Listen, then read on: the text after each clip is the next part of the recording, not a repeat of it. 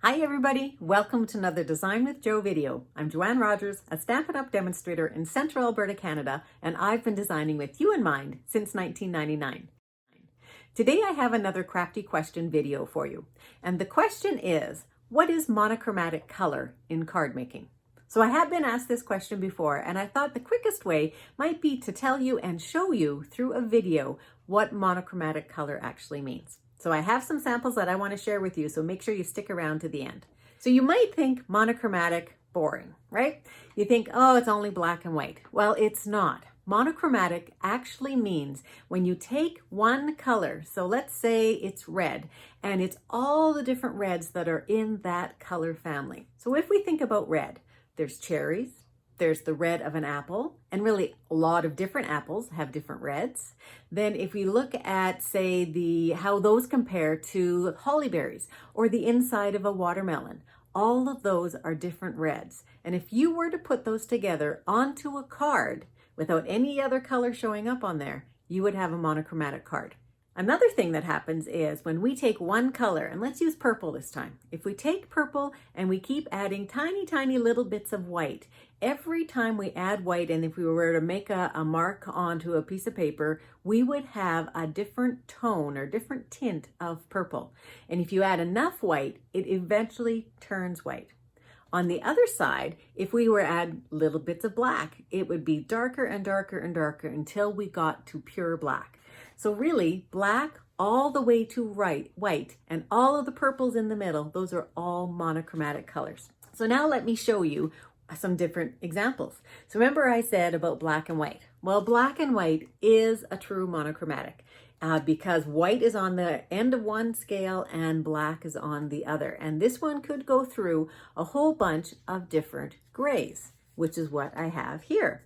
So this is a true monochromatic card. We have some dark gray for the card itself, some darker gray along this edge, and then it fades out to a little bit of lighter gray. And this lighter gray is just one tone in that monochromatic color scheme. So a very effective card. This one as well has nothing else other than stamping and this cool bit of torn edge on it. And then if we want to think color, so here is one where this is a full monochromatic color. This is Blushing Bride in Stampin' Up's color family. And all I've done is taken the same color ink and I've made it a little bit darker in different places. So added a little bit of color here on the center of the flower, sponged it around the outside edge also to give it a little bit of the darker same color.